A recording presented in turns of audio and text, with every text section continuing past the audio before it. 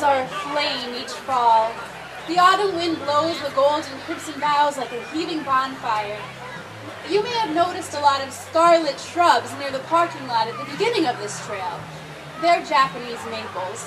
The sugar maples range from amber to garnet, much like their invasive sister tree, the brilliantly brassy Norway maple. Now, as you can see across that ridge, the deciduous conifer, the bald cypress, boasts sanguine leaves. And if you look to the right of the ridge, you'll spot the glossy purple and vermilion of a sweet gum. If you'll bring your gaze down alongside the path, you'll see the delicate heliotropic petals encircling the sunny disk of the eastern showy aster, a favorite Pennsylvania wildflower. I lead hiking tours through these mountain trails every fall. We crunch through the leaves, releasing that earthy October scent.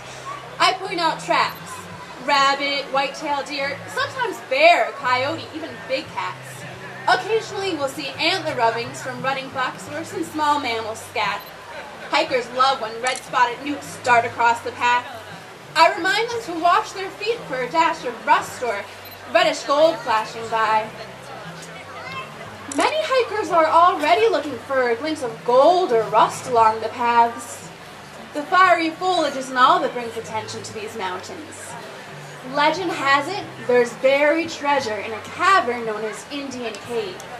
Hikers have been searching the endless mountains for hundreds of years, following the map laid out by the legend of Indian Cave.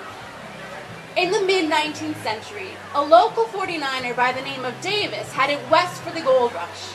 In his travels, he met a wizened old Native American, which was ordinary enough, considering the many tribes residing in the Great West. This native, however, was not from a Western tribe. Supposedly he was an Iroquois who was present at the 1778 Battle of Wyoming in Luzerne County. He had knowledge of local terrain, from the unspoiled hills of Dunmore and the streams cutting through Moosic to the Lackawanna River running through downtown Scranton, and the wolves that prowled the Notch in what was then known as the Ebbington Wilderness. As the Iroquois man with his strange accent described these familiar landmarks, Davis envisioned home. The next morning, he headed east for the endless mountains. He ventured across the country, the whole while dreaming of his family and the treasure he would share with them.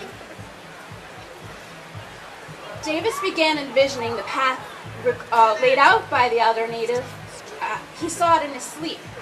Follow the river to this grove, climb to that peak, rest at this ledge. During his long journey home, he decided to guard this information, this mental treasure map, as though it was gold itself. When he finally reached home, he breathed in a deep breath of the fresh autumn air. He had missed home. Davis returned to his family with a grin on his face, despite his poor luck prospecting in the West. On his first night home, he shared the legend of the Indian Cave with his son. The next morning, the two set out for the forest. They followed the path recalled by the other native on several expeditions. They likely passed American sycamores like these ones while crossing the bank of a creek. Their hearts may have skipped a beat or two at the sight of golden oak leaves underfoot. Davis and his son, in defense of their secret, were cautious to cover their tracks, to dismantle their campsite and suffocate each fire. Back then, hikers didn't have local trails and maps to guide them, let alone GPS. Davis and his son had to blaze their own trails. They likely followed Indian trails when available, but sometimes they'd end up walking in circles. Other times they'd get lost for hours or even days in the unknown terrain. But curiosity had ignited within their hearts, and they continued the search for the Indian Cave. The two trudged on, month after month, through muggy summer trails, the crisp autumn past, the crunch of fresh snow and the squish of spring soil. Every time they looked up at the glaring sun, they saw a gold coin. After several exhausting treks, the weary pair were worn out. Davis could no longer muster the energy to hike the endless mountains. His son tried again and again, but without luck. Franks began to wonder why he insisted to go out on his own, and when he did allow accompaniment, how he knew these paths so well.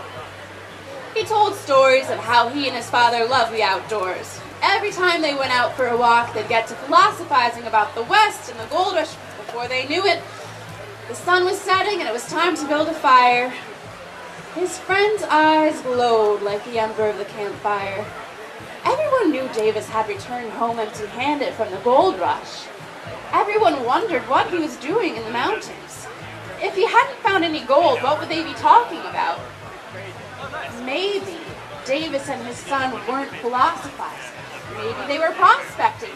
Or maybe Davis had found gold and he was hiding his treasure in the mountains. But there was no fortune to hide. Davis hadn't returned home with anything but a dream. Eventually, his son shared this dream with a close friend or two. The fire of greed ignited and spread like a matchstick struck on a pile of timber. Soon, everyone in the valley was whispering about the trove hidden in Indian Cave. Search parties were organized to hunt for the legendary treasure. Where they didn't find gold, they did discover much of what unguided wilderness exploration brings. Sunburn and rattlesnake bites, the howl of wolves, the steady gaze of the mountain lion, and many other natural inconveniences. Every now and then, new speculations of the Indian cave arise from the past. Maybe the treasure was gold from the British Army during the Revolutionary War. Perhaps it was loot from abandoned war-terrorized homes. Maybe gold was a mistranslation, and the native described a cave where yellow maize crops were stored. Either way, people still search for the mouth of a cave that may have collapsed, or a secret entrance downstream of a slim crevice on a steep riverside cliff. Some people believe that the cave is marked by stones arranged in a tribal pattern. Some say that the natives have protected the treasure with spirits. These spirits take animal form when approached. The spirits may be a wolf, a bear, a mountain lion, perhaps even a porcupine, like the ones whose tracks you can see if you look to the left, running alongside this trail.